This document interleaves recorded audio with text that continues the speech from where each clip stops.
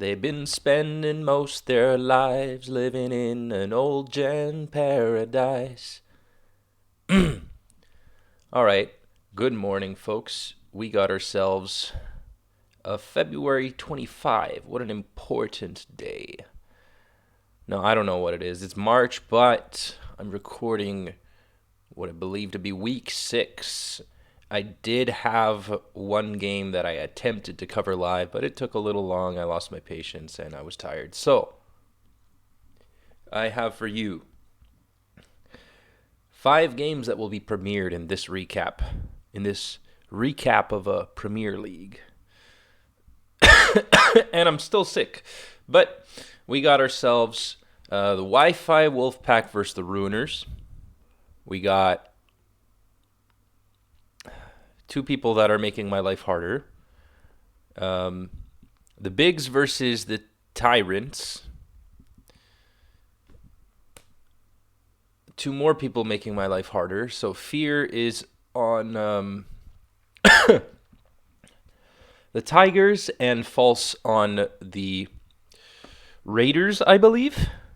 False is thank you. So then we got the Classiest versus... oh, good God. The Cryonicles, which leaves us with the Sharks and the Scooters. Quartos is on the Scooters, subbing Hyoga, if my memory doesn't fail me. So, oh my, good God. All right. I have a little extra time this time, so we're going to be covering all these games. I will try to be level-headed about this. So, though I didn't see these games from start to finish, I do have an idea of how long they last, to say the least. So, yeah. But I don't know what's going to happen. So, let's just start off with D4 versus Siatam. Fucking hell. And the Eggy lead is going to be the one forcing the Lax out here with a Thief on that Zap. That's going to be mighty important as Siatam brings in Fori. It looks like it could be offense, it could be stall. It's kind of soon. Not super common to see Fori Zap on stall together, but then it's not really super common to see Fori Zap in general, so they don't always synergize perfectly. But we got Cloy coming in here, and we see a Tentacruel, which could be Sword Stance or Rapid Spin. They're mutually exclusive. D4 coming in and blocking the Tenta, so it was a Rapid Spin. And what do you know? Siatam came prepared. Has a Pursuit Trapper, which should enable the Tentacruel, at least a bit. If if Gengar switches out, then Pursuit will deal double damage, basically as if Umbreon were to click Crunch or something like that. Not that it can learn it. Ooh, and a crit on the switch out makes the Pursuit as powerful as 2 Crunches. So, that's pretty insane. Gengar goes down pretty quickly. And this Umbreon is a Pursuit Charm Sleep Talk set. Tenta going to come in here. This is a good moment, so this could be pivotal, as we'll find out if Tentacruel has, Protect or something like that. Usually its attacking moves are Sludge Bomb, Surf, or Hydro Pump. What happens is the famous Sword Stance set, which most of you old guys might know as Druid Cruel, is incompatible with Rapid Spin. So a lot of players kind of switch up their movesets Tentacruel also learns Screech, which isn't incompatible. Not that you would really want it. It's not as usable in my experience.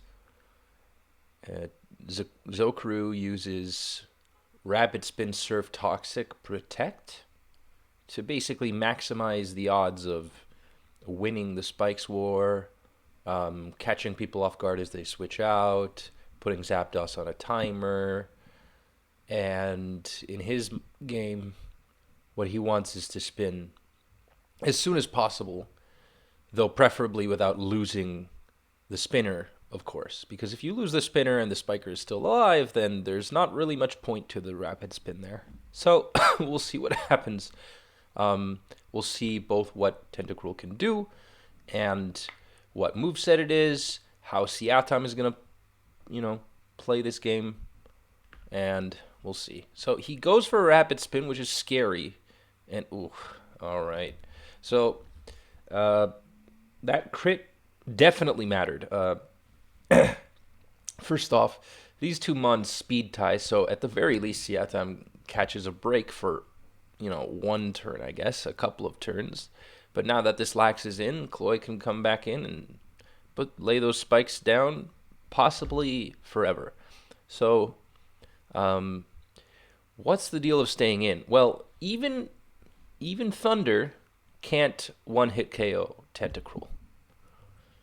The odds of landing it make it even easier, I guess, make his life a little easier, but that doesn't change the fact that a crit is a crit. It can happen, and it's not always advisable to risk these odds here. And they speed tie with each other. So Druid Cruel, when it sets up, can take advantage of, the speed ties and the accuracy, but this was 100% accurate, and it was really going to put Siatam, regardless, in a bad spot had he chosen, if you choose to stay in. Had he chosen not to, he would have found another opportunity, as the Golem, surely enough, would want to come in and spin away those spikes. Fortress could come in at that point, lay them back, Toxic, or maybe Tentacruel could come in on a predicted Golem switch, and that would have been a good turn to spin. It's kind of a little bit, what would you call it? Not precautious, but the opposite, I guess. Like not uncautious, somewhat uncautious. All right, so the Earthquake at the very least is proving helpful, and this Lax seems to have a good matchup. That said, D4 has 3 booms, and this Body Slam doesn't, while it does connect, it doesn't really put the Eggy into paralysis. Why? What was that all about? Sleep Powder on the Lax? That's your win con. It's a good matchup all around here. Like, you force the opponent to boom, and you let it go to sleep. When you have an Umbreon that's Sleep Talk in Pursuit, and it 100% beats Eggy? Okay. I don't know what to say about that. That's kind of a... Ice Beam from D4. Nice little optimizations.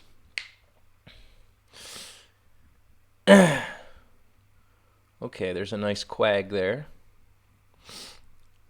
I kind of like the team from Seattle. It's just that it's in an awkward position now with the spikes down, and a lot of people we've seen already don't run Rapid Spin on their Fortress because they deem it too difficult. Not that it's not like a skill issue difficult, but they just prefer it much more optimal to have a Fortress do other things rather than trying to spin and spike and spread Toxic and stuff like that. I wonder if this 4E has Toxic, because if it does, it would be really good to do that. His team, D4's team, for one, is very weak to Toxic. Oh, okay. So we got Rest. I saw this game live, but I really don't remember when the hell the 4A clicks reflect, but apparently it already did. Um, Apparently it did so on turn 6. I guess that could have informed my decision a little more, but we were so preoccupied about the Tentacruel taking damage that time flew. But Rest Reflect Toxic Spikes 4E is, when paired with Umbreon, it's kind of a team that echoes Earthworm's builds. Because Earthworm, in his most recent OU tournament, which, mind you, is very far from the present day, had to have happened around 2021, if I'm not mistaken, in GSC Cup. He didn't get very deep in the tour, but he was trying to find a way to make Forretress work. And so he came up with the idea of using Rest Toxic Reflect 4E, which pretty much effectively stalls out this Lax, especially Curse EQ Lax. It's really good at that. You set up Reflect, you set a Toxic, and you put the Lax on timer until eventually you find yourself in a good position, let's say. Crits suck, obviously, but 4E is bulky enough that it should be able to take even boosted Earthquakes while getting crit. And all it has, as long as it lay that Toxic and doesn't have the crappiest luck in the world. But yeah. Oh my god, it's like I wasn't this sick, and then as soon as I turn on the mic, man, this happens. The Quagsire is pretty interesting too. My issue right now is the fact that this Lax is asleep. This Lax, yes, the one I was referring to earlier, and it's not Rest. It's a curse. So it's not Sleep Talk, is what I mean to say. So letting it sleep, okay, well, he caught a break there, but how many turns was that? It was asleep for 3 turns.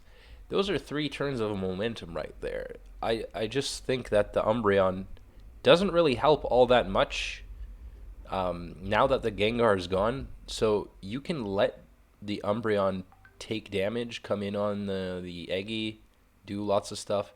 But at the very least, now that Seatom has a Lax, he has some Spikes, and a Quag, he can really get the momentum going. He manages to para the Cloyster, but as we all know, underwhelming damage coming from that +1 body slam. It does just about as much as Double Edge does, if not, well, unboosted Double Edge, of course. It's kind of disappointing sometimes, though. So, right now, Seatom has control of the situation, somewhat. His 4E is proving that it can live to 100 in years, not, well, it's at 100% as well. And it turns out that D4's Ice Beam Cloyster is doesn't have a great matchup into the 4A there, so that kind of, like, it was a good turn when he clicked it and it hit the Thiefed Zapdos for sure, but it's not that great into 4E.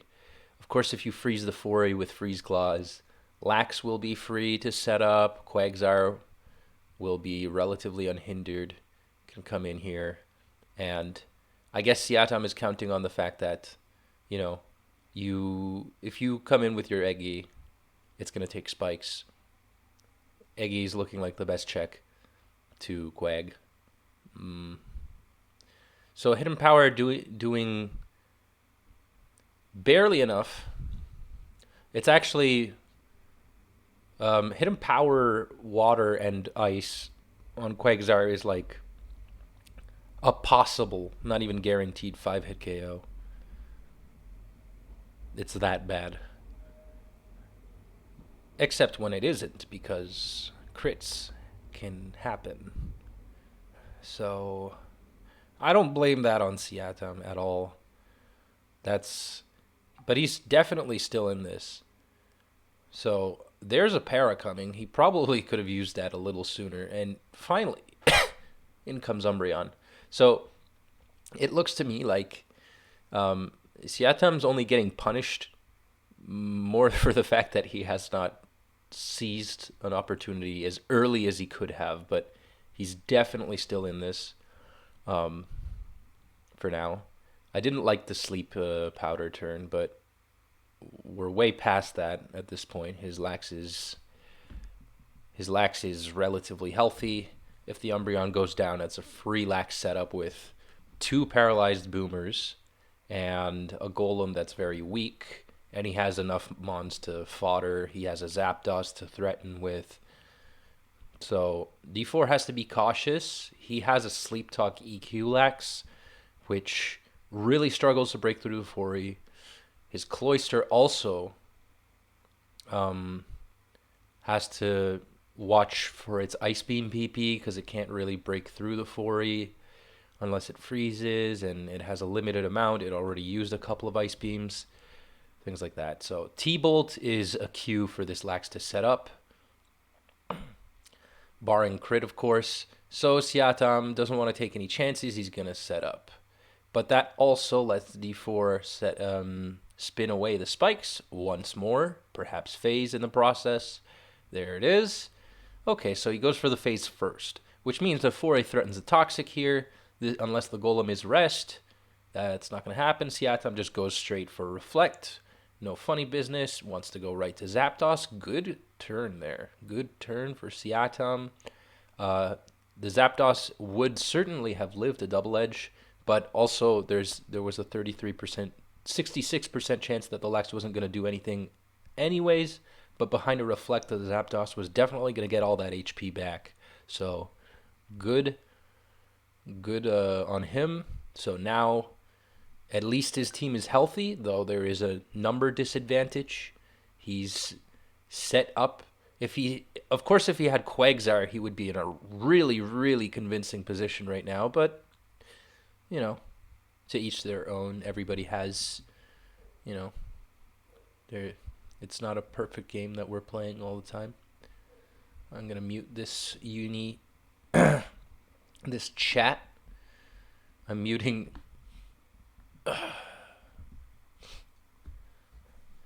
Alrighty. What did we miss? I don't feel like going back. So, Golem 4E Eggy. So, Thief, Sleep Powder, Psychic, and the last has to be Boom. Probably. Does it want to Boom? No, because D4 doesn't... Even though he has more... He's still very much in a commanding position. But if he makes a bad call with a Boom, what happens then is that instead of booming on a good target, he might, boom on the Zapdos or on the 4E. Or maybe he wants to boom on the Umbreon and then you keep the other 2 explosions to take care of Zapdos and Lax. It's kind of weird, right? But the idea is that as long as he has these 3 explosions and a numbers advantage, he can afford to go 1 for 1 and take pieces off the board. But what he can also afford is force his opponent to react. He can hope for some hacks, get a good crit, get something going on. Yeah. The 4E does 0 damage, though. There's a lot of nothing going on. Okay, and there's a Boom, which is what it is, I guess. The Umbreon was somewhat helpful, but not terrible. Let's see. Ooh, this Cloyster has 4 Ice Beams left. 4. 3 now. Going for an Ice Beam on a rest turn is interesting. Um, and unless this golem, I don't know, has an unrevealed fourth move like Fire Blast, I don't see D4 managing to make the progress he needs with these two boom Hons against the Fori. So Siatam is not really hard pressed to do much.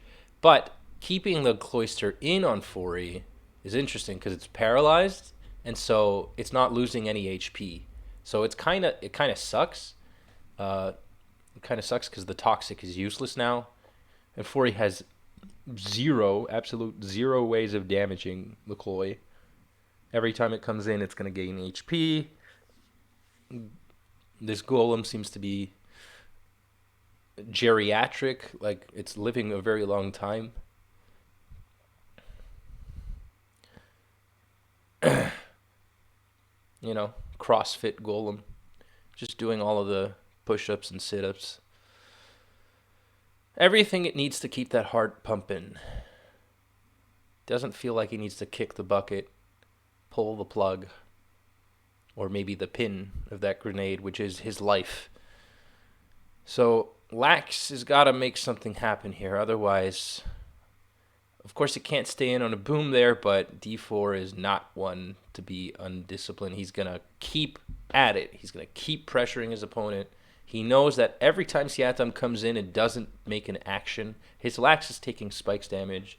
It becomes less and less plausible that he attacks or applies pressure. So that choice not to stay in is more punishing on Siatam than it is on D4. D4 is only getting more health. He's only more in this. Yes, he is running out, but whatever. Third move revealed. It's a Toxic. It serves ultimately little purpose if not to punish switching out from 4E. So, yeah. But that's not zero. And this 4E, not doing much. See, it's good at doing one thing and one thing only, and that's my problem with the Earthworm teams. The rest 4E builds. He basically builds entire teams around making 4E semi-viable, but I feel like it's only good for certain matchups. It's very much a fish, and we saw at least 3 of those teams being used in GSC Cup. If you want to check those out, I covered them already. 3 different players using it. August, I remember. Soulwind used it, and then somebody else maybe. Very interesting. It was a very interesting GSC Cup. Very interesting year for GSC in general. But here we are. The old gen paradise. We got Zap. We got Zap. Sounds like a start of a rap verse here. I got Zaps on my block. I got Glocks. Blah, blah, blah. All right. Come on. So now, all the Cloy can do is boom or Toxic. Or spam spikes and waste PP. Yeah. See? So what? Well, Lax is at 79, but it still doesn't want to take a boom, even at +1. If it can get to +2, then it can win. But that's not happening, so. In fact, I don't even think the spikes are that important anymore. You know what is important? The 4E. The 4E itself is important, not the spikes. So, I was thinking about this game a lot, because it's the one game I sort of saw, but I stopped watching at a certain point, because I was watching it live. Like, we're at turn 143, but I assure you that it wasn't taking as little as it is now. So, what's the deal here? He has a Lax. It was previously at 79%. But suppose it's even at 100, and it's awake, and it uses Curse, and it's facing Cloister. The Cloister's paralyzed, so, barring a paralysis turn, the Lax can sit up once, and then attempt to attack, but it would likely take a boom. So it would take about, at +1, about 70-ish%. No, barring full paras and crits and whatever. Then D4 is more than likely to go to his own Lax or his Zapdos and try and take it out, or to his own Golem and boom. So with 2 booms, this is the level of control that he has. He has 1 trigger to just take out any mon he desires, but he has 2 to make sure that whatever the opponent does, he has to be careful. So an option around, Cloyster trying to boom at +1 would be to reach +2 before it can do anything. Because at +2, it's only taking 50%, and at that point, D4 has to use Golem either to phase or boom.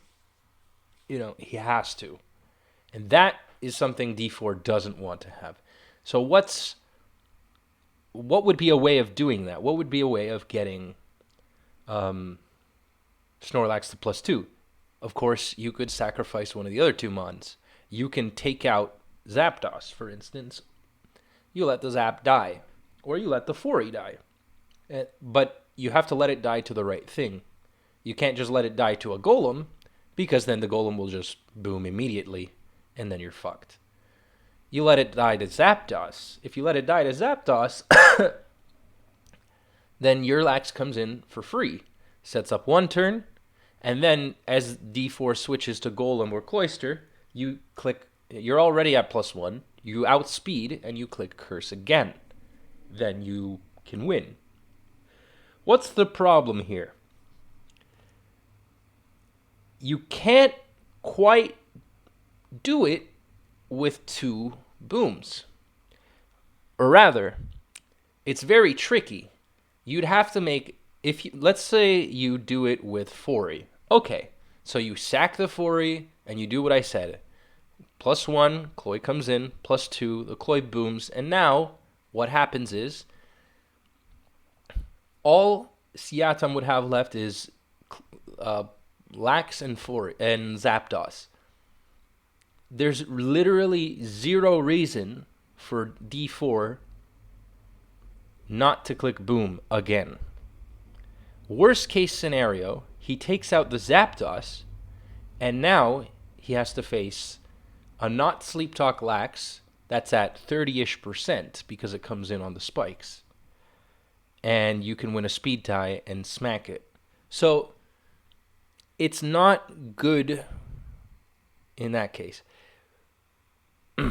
If Seatam needs this Fortress, not so much for the spikes, but he needs it to wall all of Golem, Cloyster, and Lax. That's why he can't make that play, and his only way to win, I suppose, at least the way I envision it, is to set up and reach +2 with Lax, hoping for some hacks, but again, it's very unlikely. He could always just go to Golem first, and the Golem isn't paralyzed, so if he does that, then the Golem is, So,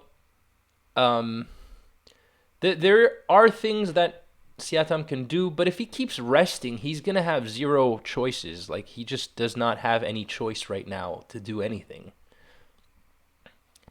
So what will he do here? Set the spikes.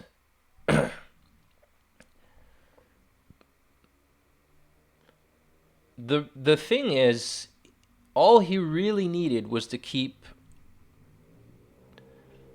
Tentacruel alive. It was very uncautious to just let the Tentacruel die.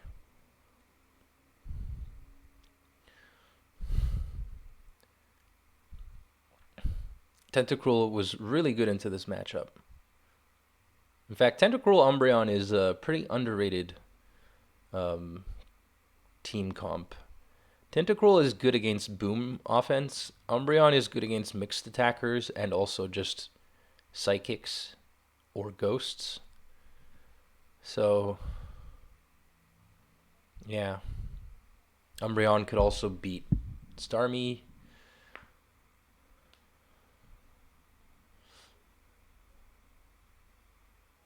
But, yeah, we'll see how this goes. We're going to go to fast here because nothing else is happening. I think I broke down the situation fine. Doubles, triples, medium doubles, all kinds of things at Tim Hortons. I'm Canadian. Ha ha ha. Come on.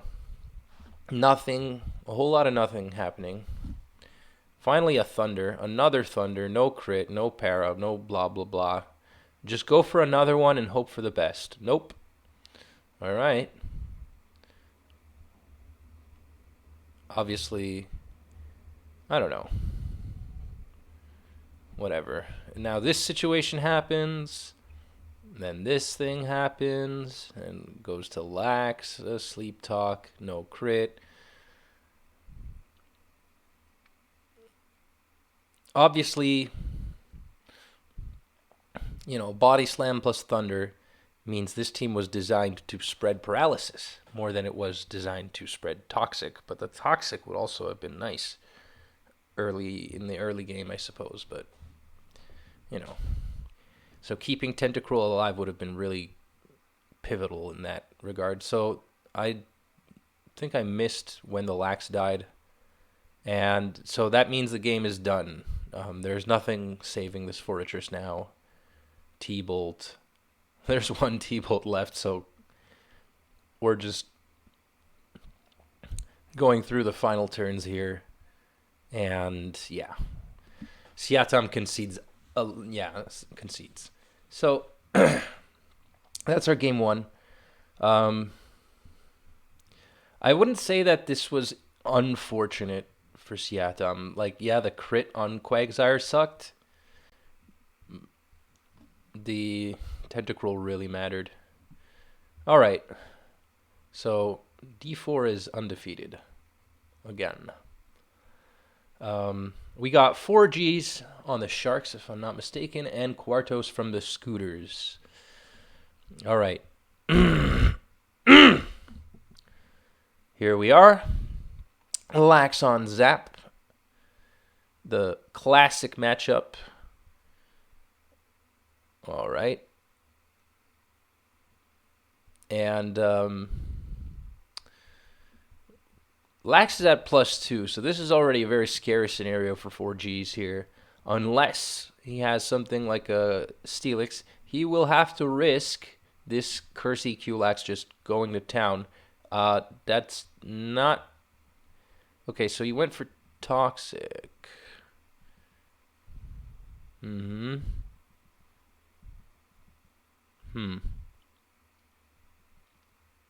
Yeah, okay. All right. Goes to Golem. I disagree with that.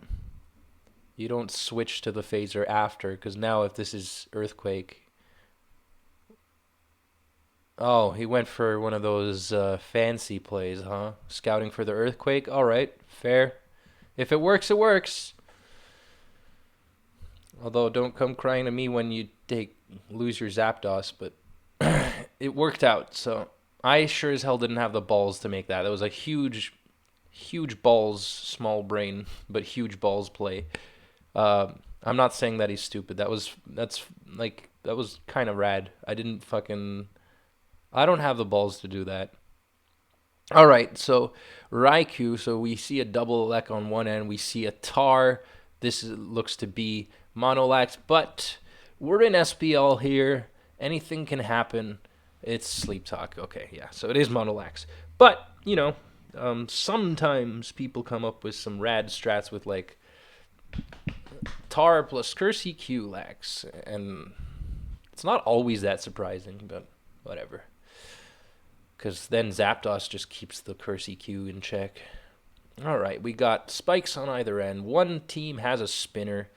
Interestingly, I would have led with the Lax on 4G's team, but for reasons for reasons. So, Chloe coming in here. This is looking very classic. So, Quartos probably has a, something. Could have Nino Gar. Could have a special attacker. Could have a Gengar, like we said. There's the special attacker. So, could be Sub Nightmare. Could be Spin. We'll see. Goes for a spin. Let's take this baby for a spin. The two fastest... No, they're not the fastest, but... They're the second fastest. They're tied for second fastest genderless Pokemon in the tier. The fastest goes to Electrode, but that's an Unmon, so... Alright. Cloyster not getting the Toxic really sucks because it's not coming back in later. It's really low, but it can't come in on attack, that's for sure. So the best 4Gs can hope for is a Boom with that. This Chloe comes in. Chloe can Toxic, can Boom. Without the Zap, Quartos can't make the fancy switches that 4Gs made. But, yeah. I just want to reiterate that when I said small brain, I'm not insulting. I know it sounds kind of insulting, but what I mean to say is something more along the lines of Unga Bunga. Like, just fucking primal instinct, Like, cavemen. I guess that's offensive to cavemen. There's the Roar. So, Roar plus Spinner is interesting. There's no telling what's in the back, but I would expect a ground type at the very least, or a grass type. We need an electric answer here. Otherwise, Quartos is going to be sorry he loaded this team. There's a T-Wave, so T-Wave that could suggest setup for a slow poke, not a slow poke. Slow poke sucks. It's not even good in GSC NU. It's like remotely viable in that tier. Why would you use that over Xatu?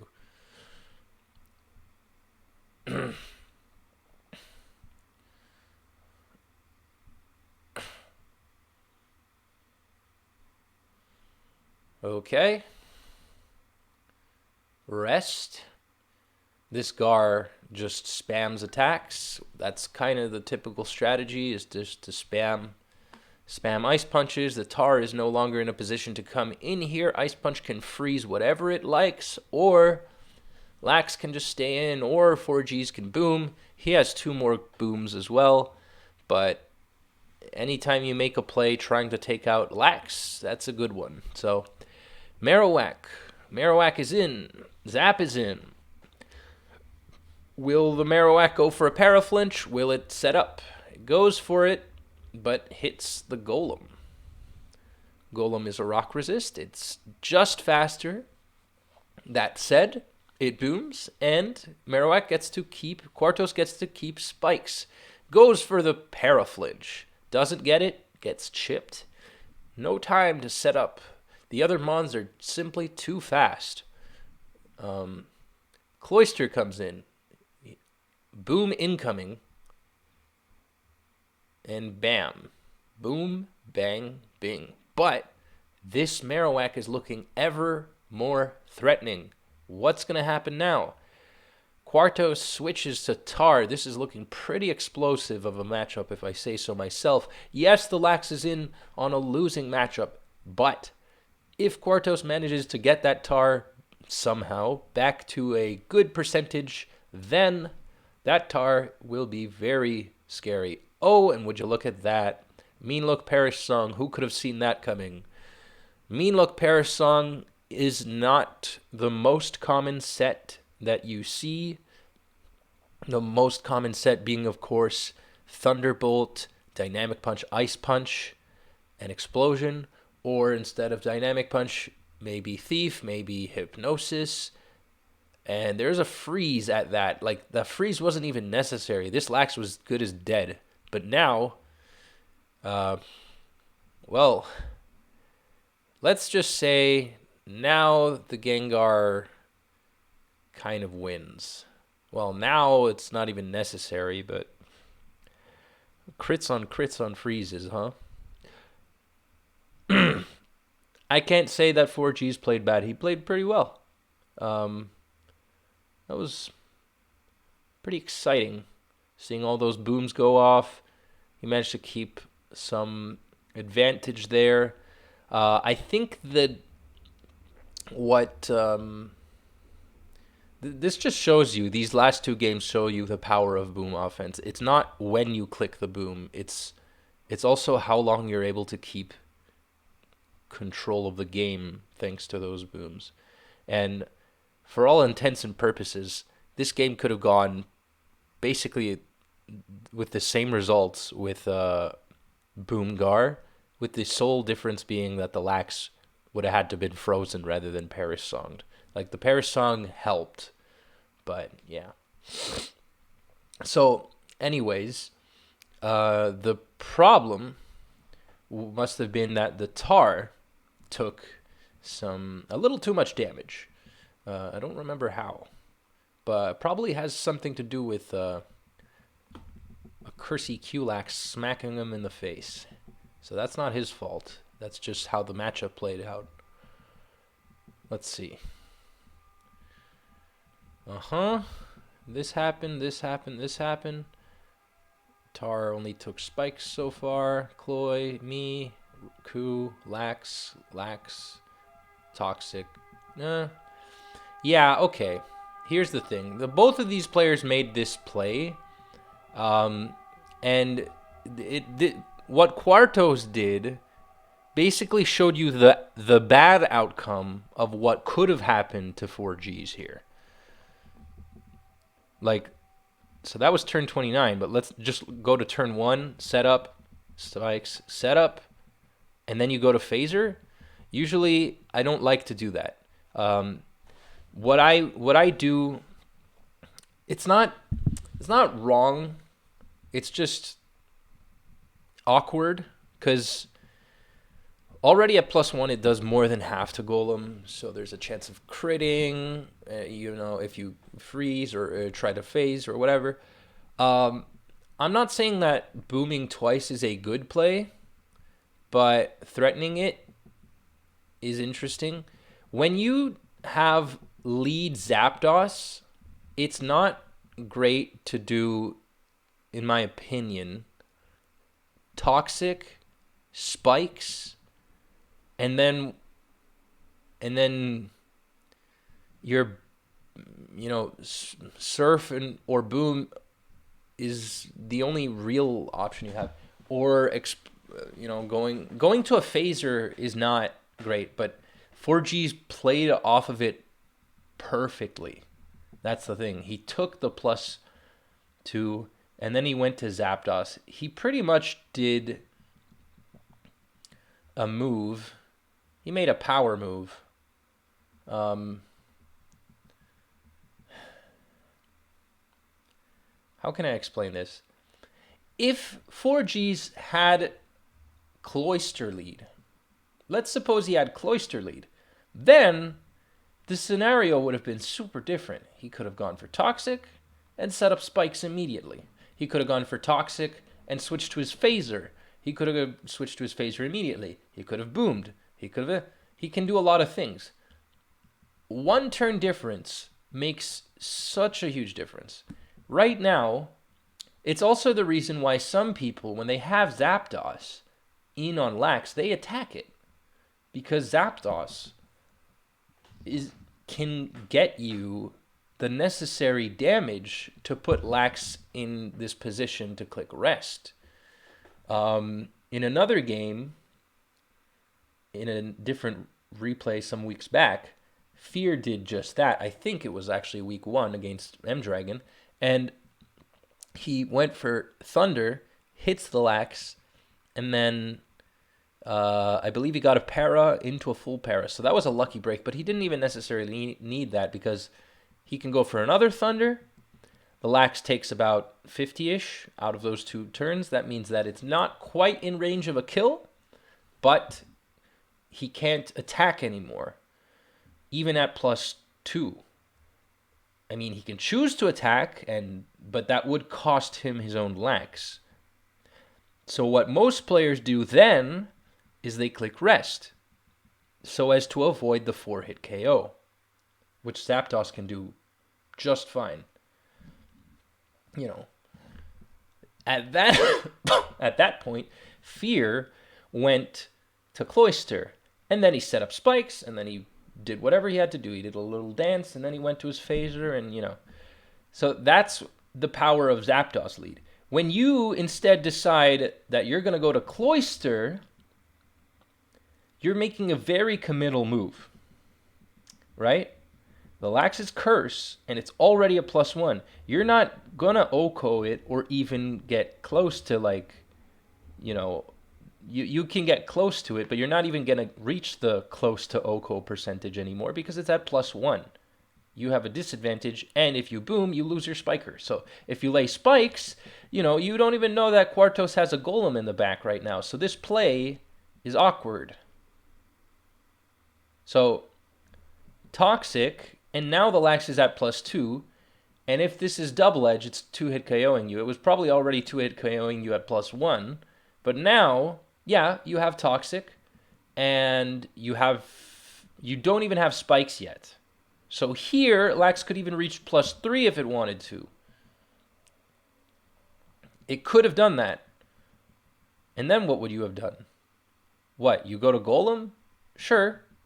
So, 4Gs does that. The interesting play is that he kind of telegraphs it to a point where Quartos is thinking, well, this isn't good for 4Gs. I'm going to attack. Right? Because I'm likely going to kill this thing, and then he'll have to bring in a phaser. I'm trying to explain. This is really difficult. I'm trying to explain both why a play is good and bad at the same time. But he goes to Golem, and now all of a sudden the Lax took like 20-ish%. Not just from recoil.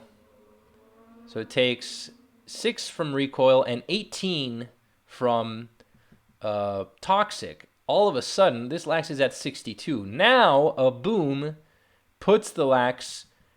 It doesn't kill it necessarily, but now the Lax is in a crappy spot because it's definitely going to die.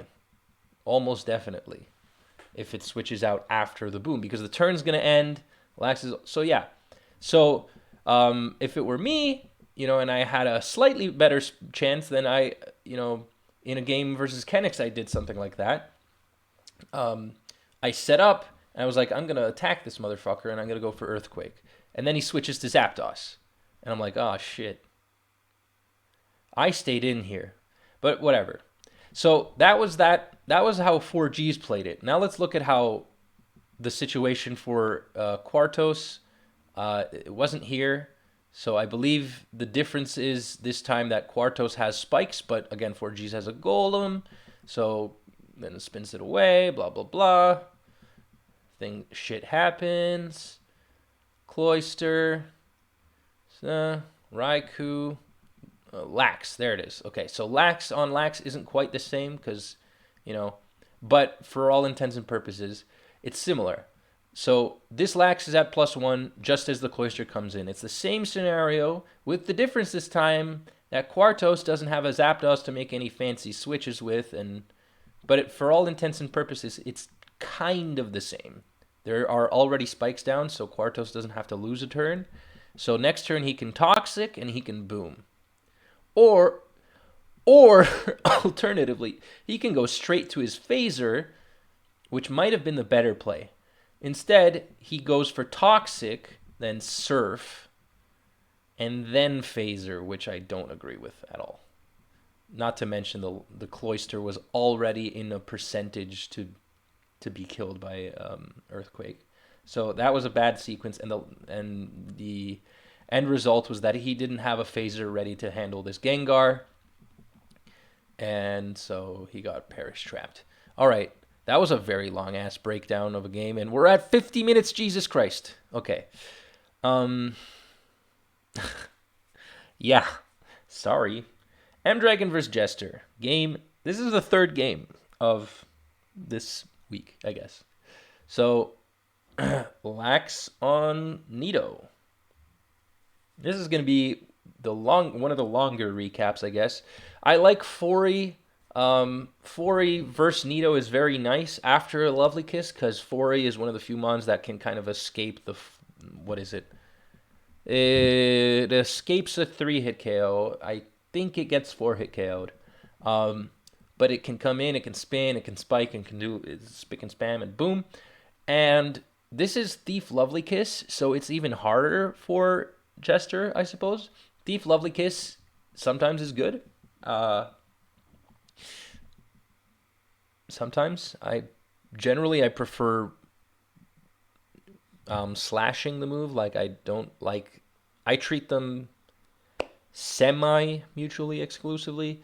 M-Dragon going for a Lovely Kiss there, so basically shutting off Jester's opportunity at laying spikes. And this Lax is going to set up. Some players have used Lovely Kiss Curse Earthquake, but no. M-Dragon goes for a classic, just Lovely Kiss team. Probably a team that he built in like 1999 or something. And we do see a Lovely Kiss. There's the Tar, could be Fire Blast. So we have something, yeah, Earthquake, not as powerful against Licks, but still nice. Goes for it, knowing that if he chips the Licks with the spikes down, he'll be in a good position. Jester's team looks more, it's not Nito Gar Tar, obviously, because there's a Licks, but it looks like a classic offense. The last mon could be a special attacker, it could be Gengar, whereas M-Dragon has a definitely a more proven team. He has a 4 Tar double electric team that's on the stall side of things, but with very precise win conditions. Not the most formidable in the Spikes War, but it's proving to be really good into this Nidoking Steelix team. So, also with the Lovely Kiss Absorbed, this Skarmory can easily phase those Steelix and just Spike Shuffle if it wants to. We don't know what moves the Forretress has besides Spikes. Could have HP Fire, maybe not. Lax comes in, gonna chip that Cloyster, which is nice, but it's also risky. So we'll see what happens there. Just gonna go for another Double Edge and could go for yet another one.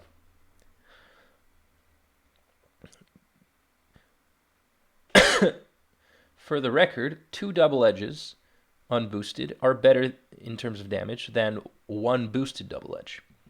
So, unless it's like you're hitting a ghost type, in which case you're just a dumbass. But Raikou comes in, Zapdos comes in, Elodin's maid comes in. I forget who Elodin is. I feel like I'm supposed to know, but I don't remember. And with no Thunder on because the fourth move is obviously Earthquake. With no Thunder, this Nidoking kind of has a crappy matchup against Skarmory, and that's one of the main reasons why it's not recommended that you run Thief Lovely Kiss, but it's doing its work. In fact, Jester's like, fuck matchups. I got this shit. I run this. So the Skarmory is in a bad spot. It's not out of the game yet. It can come in on, for instance, the Sleeping Cloyster or on the Steelix attempt to thaw out. Thaw mechanics are pretty interesting in GSC. Every time I get a chance to, I try to be clear as to how it works. So, unlike most gens, Thaw doesn't activate during the turn, but at the very end of the turn. So you can switch a Frozen Mon in and expect it to, well, it will have a 10% chance of thawing out, so it doesn't have to do any action. Your opponent can even, down goes the Cloyster. So your opponent can even roar in your frozen mon, and it can thaw. I think. Well, yeah. I'm like 90% sure. GSC is weird in that regard. So this tar can kill the licks. Okay, it's going to do just that. Yeah, I suppose I get it. Although M-Dragon probably wanted that HP. Ooh, going in on Skarmory on a Lax right now. That's kind of scary. What's he going to do? Is he going to threaten a boom?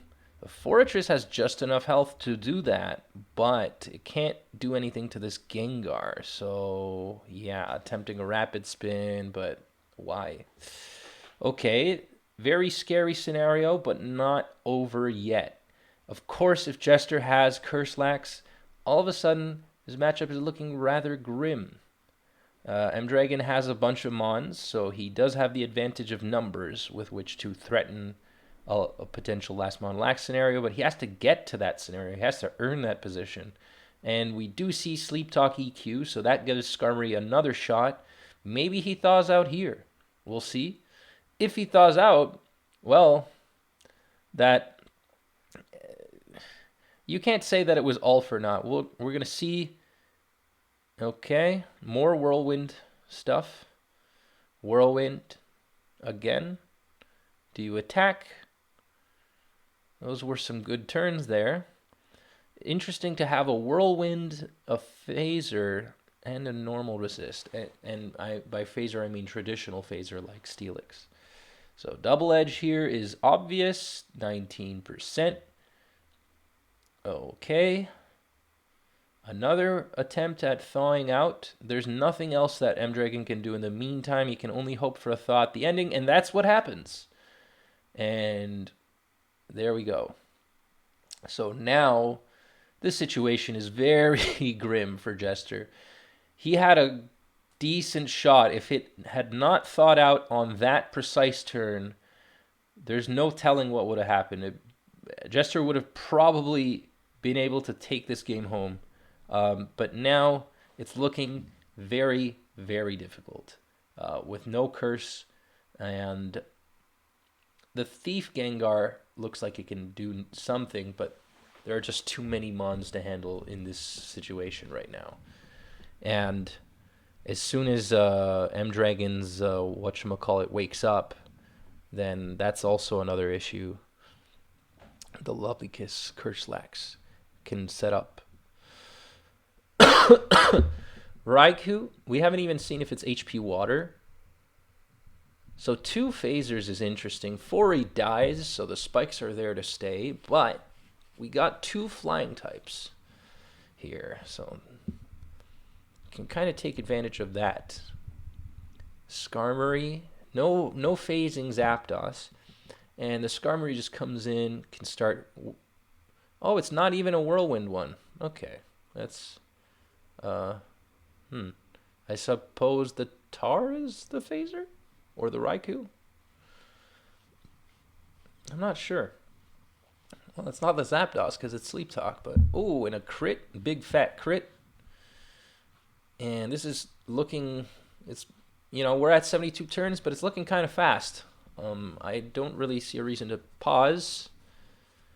Goes for the chip on a predicted turn there, and now the Tar can either threaten Earthquake or Pursuit it out. If it has Pursuit, it instead goes for Rock Slide, which is interesting. Deals some damage to the Zap. Is the Zap Thunder? No, it's T-Bolt, so this is definitely going to murder that Zap. But I don't know if he really wants that. I feel like you want to take out the Gengar, keep the Tar healthy for that. But he decides that Raikou is enough to take that on, which, okay, seems right to me. Thunder, look at how much that does. Incredible. Doesn't even go for Rest Talk there. Wants to respect the possibility of Perish Trap. Makes sense to me, I guess. And this Lix is in all likelihood going to die. Okay, it's not. There are 2 HP Ice Mons. Okay, fair enough, whatever. But Zap comes in. Is going to secure that. And it's not a curse lax, so this Skarmory kind of just wins. Oh, never mind. We don't even need to see the Skarmory. This lax goes down to a T-Bolt. And that was a really entertaining game. It's kind of sucks for Jester, I guess, that the freeze didn't really connect, or it didn't last. It lasted. It didn't last enough. It needed one more turn. And that Skarmory would have been down, and he would have just smacked M Dragon. But that's one of the most successful Lovely Kiss Thief Nidokings I've seen versus Stall. And here we have I think a new entry, false. New entry, was not a starter, at least initially, but definitely someone that the GSC community respects. Using the thank you avatar on the bottom, I will refer to them as they, whatever. So I will refer to them like that. And I don't really know their playstyle that well, but this should be a really fun matchup. We got Zap versus Lax. Thunder. I think Fear the week before brought Quagsire or something against... yeah, if I'm not mistaken. So we got Cloy coming in here. So see, Fear goes for the preemptive rest, which is not like bad. It's just, I want to keep my Lax safe. Why not? It's the most valuable Pokemon. So False goes for the Cloyster. So it was different because as I already broke down earlier, the Zapdos, Zapdos can attack and then you can go for the Spiker. It's very different. So it's a little bit less telegraphed. Tyranitar coming in and it could phase this Lax. We don't know what the set on the Lax is just yet. It could be Sleep Talk EQ. It could be normal. There it is. There's the EQ. But against the Curse Tar, that's kind of scary because that doesn't even 3-hit KO anymore. So Earthquake is nice damage, of course. But do you really want to stay in on this thing? Because it might have rest. Rock Slide dealing 40 to a Skarmory. That's a big, fat chunk. Earthquake Rock Slide T-Tar is one of the scariest things to come in on. So Starmie going to come in here. It can chip the Quagsire or spin. It's going to spin. Fear goes for the damage. Good call. And he's going to force that Starmie out, although his Zapdos is going to get paralyzed in the process. In comes Marowak, so, man, I can't... That's cool. Marowak versus Quagsire. That's fun. I don't think I've seen anything like that. Oh my lord. Whoa. That was a fucking...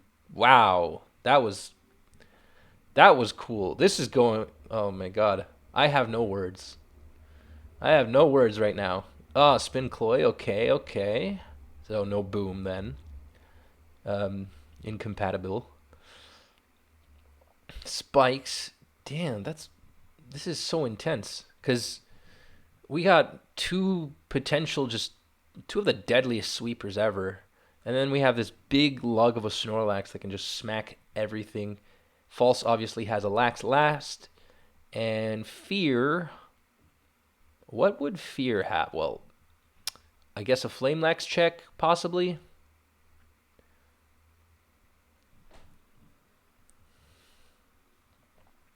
Zapdos coming in here, but it could be boomed on is the thing. I don't know if you want that, because you probably want a nice water. Water. Sleep Talk Zapdos with T-Bolt. We already saw that it had T-Bolt. That was a really good turn. There's the Flame Lax check. There's the Tar. Is it Surf Tar? Is it Curse Tar? Is it Screech Tar? Is it normal? It's Sandstorm. Sandstorm. I've never seen that in SPL before, but I know what it does. So, Sandstorm is like your ADV Sand, but in some regards it's stronger. In some regards it's much worse. It lasts 5 turns. Like any weather in Gen 2, you can click the move again and basically before the 5 turns end, and you can turn it back to 5 turns again. Also, Sandstorm deals 12 0.5%. That's enough to negate lefties and then some. So dealing a lot. If it gets a flinch on this lax, now it's at 25%. It's in range of a rock slide. So especially after another flinch, and there goes the lax. And all of a sudden, how does false respect the Zapdos? It's going to be really tough. How does it respect the lax? Oh my lord. So both of these mons lose 12%. And I think that Surf might have been in range. Might not have. Goes for the spin, of course. And that Sandstorm, that was like crucial. But it came out exactly when it needed to come out. And it managed to take out False's lax impeccably. And Fear has 3 sand resists. He has a Quag and, well, the Skarmory that went down. Not seeming like a perfect matchup, but the sand is really sick. It's really good into the other mons not named Marowak and Tyranitar. So there's that. T-Bolt doing just enough to take out that T-Tar. Oh, God. Since the Marowak already took some chip damage, it wasn't going to come in there unless False would have made a huge prediction, huge read. Didn't happen. Quag, is it going to boom? It goes for an Earthquake. We have seen non-drum Quagsire in this tournament, in this series, this year. But I think this is a drum Quag. Fear already ran drum Quag once. What's going to happen? We got Zap. All right. The Tyranitar is poisoned. And Zapdos comes in. These teams are very similar in style. Very similar, yet somehow very different.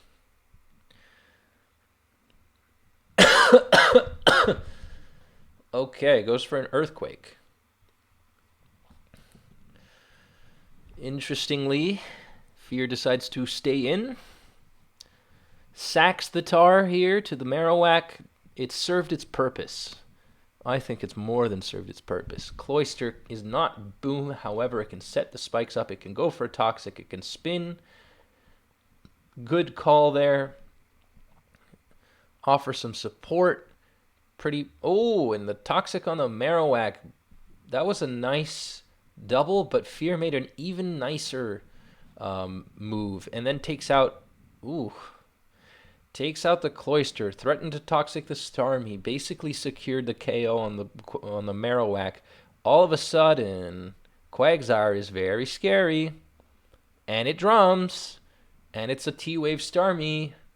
What's going to happen? Surf, no crit, and down goes the me. Quagsire is slower than Marowak. 2 gargantuans just staring at each other. They know both what they're capable of. Oh my god, this game is so fun. Basically, you click spikes here because if the Marowak switches out, it's dead. If it stays in, it's dead. So, and now that Marowak is just dead. So, Quagsire is in a dangerously low %, and Fear can use the Lax to fight the Zapdos.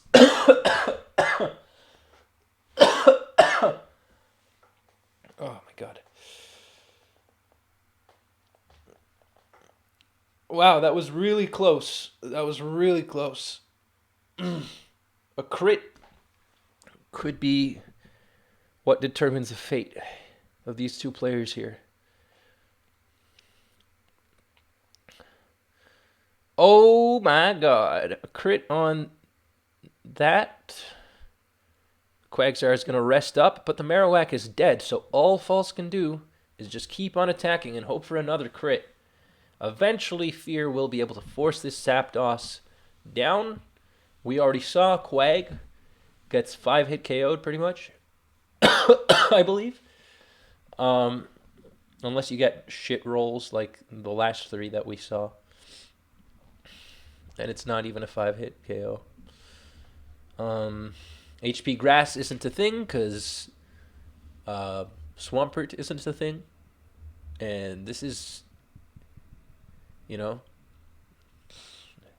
we already have a Swampert at home. And this is the Swampert at home. Okay. So, and there's one crit, but he needs a little more than that. Fear is going to opt for the safer strategy and basically just getting the Zapdos to run out of all of its PP, especially the hidden power stuff. False tries to circumvent this by using Rest. False also knows that if Fear isn't careful and uses all of the Rest PP, then Quagsire will have to stick with the damage it takes. So Quagsire, in this case, is not a Sleep Talker. Sleep Talk Quagsire isn't typically a thing.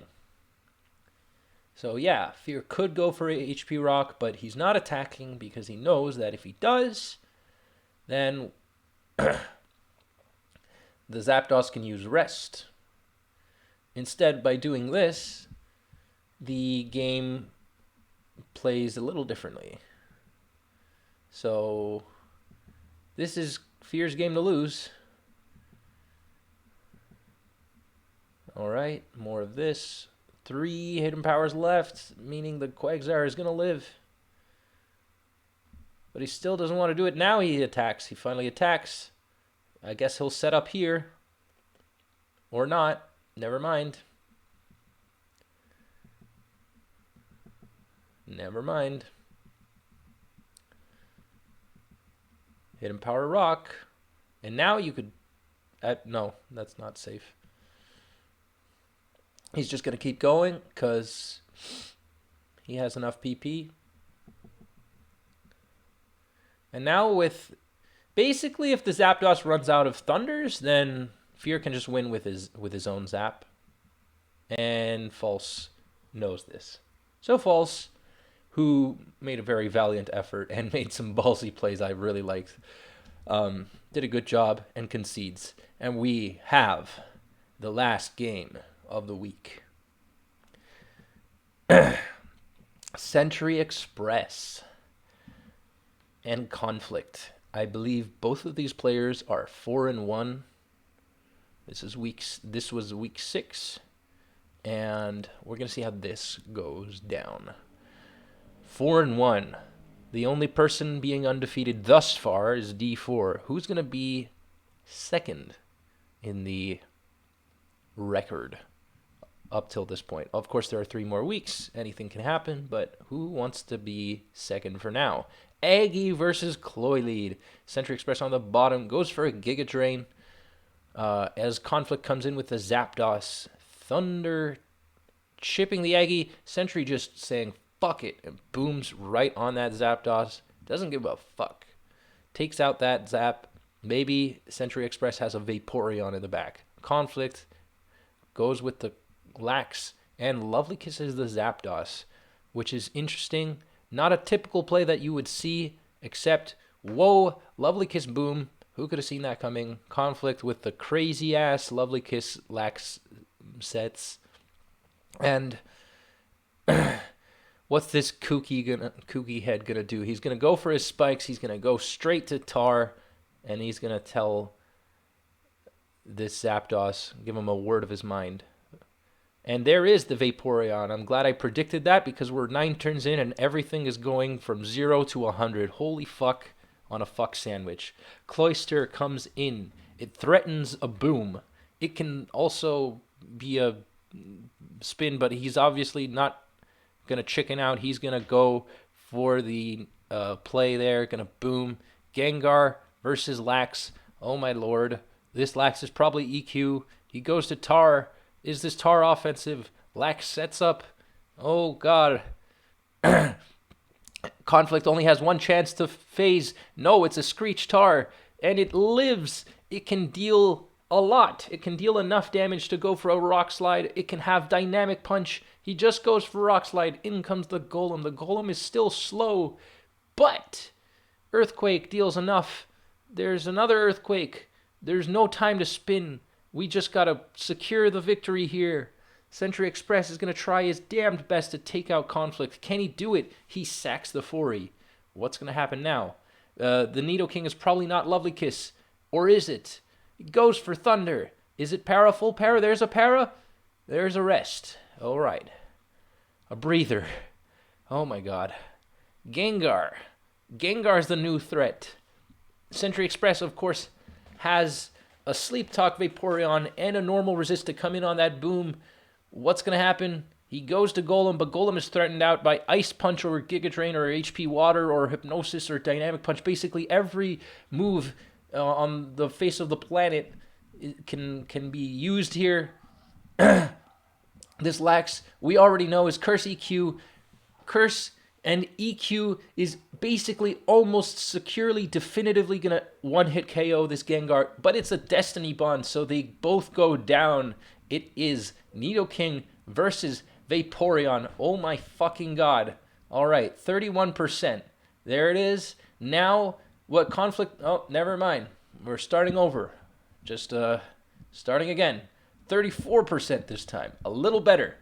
Now, what Conflict needs is anything but Surf to happen, and he will almost win. So, and that's exactly what he gets. He needs to land a Thunder, or it's over. He goes for it, and he gets it. Oh my freaking Jesus. What the hell was this game?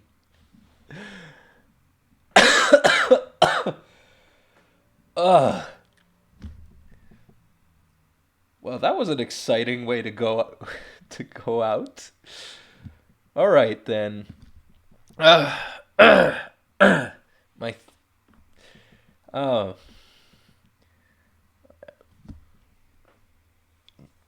I hope you guys enjoyed this week. This week was even better than last week.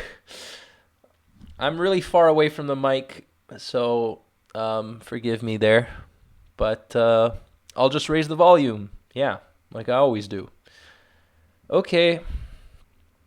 So, Sleep Talkers, have a wonderful, throbbing Thursday. Consider subscribing for more of this shit, and in the hopes that we get some more exciting games like this one. This felt absolutely balls to the wall, exciting. I didn't know what to say. This was awesome. But let me say, all of these games were pretty good. So, that was fun. Take care, everybody. And I might have another video for you guys coming.